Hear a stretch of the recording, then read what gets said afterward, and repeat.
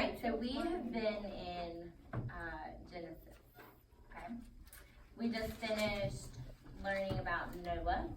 So now we're going to be kind of all over the place today, kind of whatever time we have. So we're going to begin in chapter 7 of Genesis.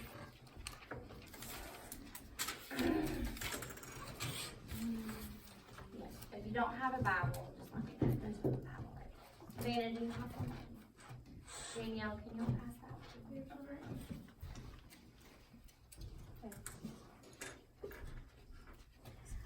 Alright, so last time I was here, I missed last week. So the week before that, we talked about why God decided to have a flood in the first place. Does anybody remember why God chose a flood? Oh, to wash away all the sins. Yeah, there you go. Good job. Thank you. Very much. Yes, that's it. So that's where we are right now. So chapter 7, verse 2 is where we're going to start. I'm going to kind of be picking here and there. So chapter 7, verse 2.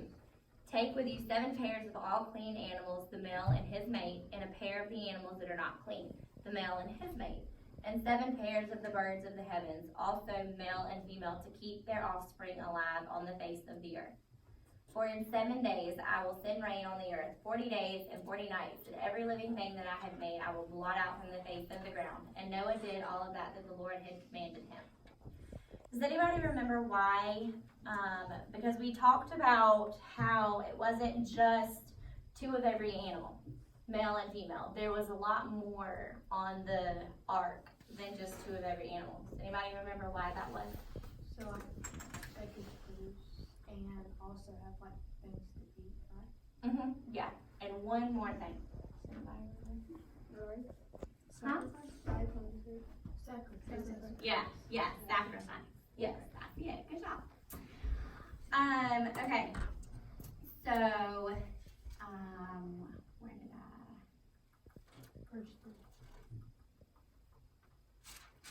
Alright, let's go ahead and let's move to chapter 8. Does anybody have any questions so far?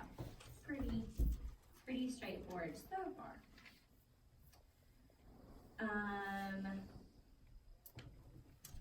Alright, chapter 8, verse 1 is where we're going to go ahead and pick up.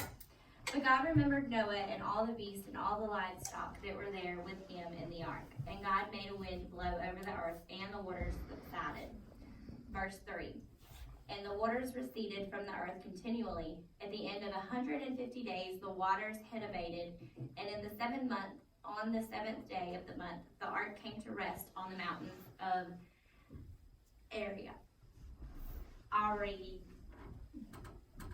Say that word for me.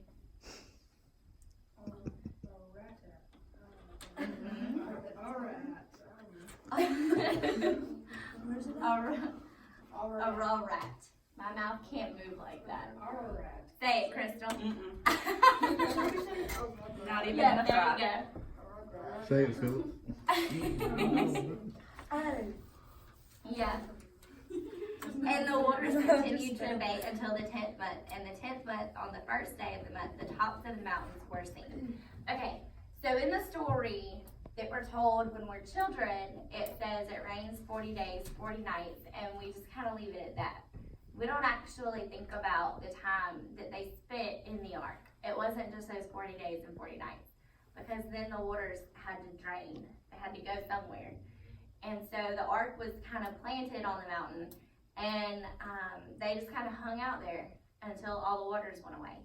And so they were there for a long time. It says at the end of 150 days, the waters had abated.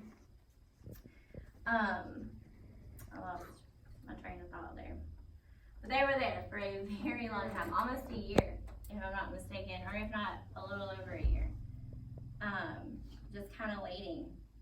One other thing I wanted to point out that I think I've already went over, that I'm not sure that we pointed out last time I was here, was the fact that where's the verse? The fact that God shut them in. Where's the verse at?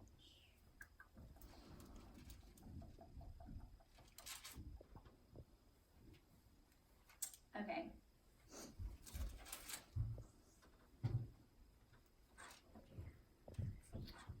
Of course, it's not coming to me right now, because that's just how things go.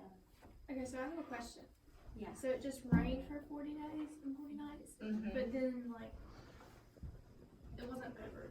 No, it wasn't over after that. That was just the rain. Okay. So then they had to wait for all the water to go away. So they're just sitting there and in the ocean, I guess. It's pretty much the best way to say it. And so they had to wait for all of the water to disperse, to dry up. Mhm. Yeah, I didn't either. I thought that was really interesting because, like I said, when we're kids, we're taught 40 days, 40 nights, and then it's over. But no, it was much longer than that. So could you imagine being on that ark No. forever? I'm sure is what it felt like. A bunch of animals. Yeah, a bunch of animals, your family, It's you're smelly. trapped. Y'all, the verse that I was looking for said, God shut them in. So it literally took divine power to shut the door of the ark and to close them into that ark. So they're literally in there until God decides to get them out. So you're trapped in the ark with all these animals It's and your smelly. family for that long. It's smelly. Yeah. You're right. Is our play quoted last night. Yeah. So I'm sure tensions were running high. Faith was probably tested. I'm sure it was probably really hard for Noah to have to go through that.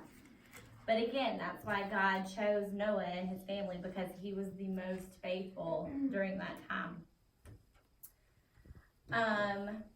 All right. So moving on to chapter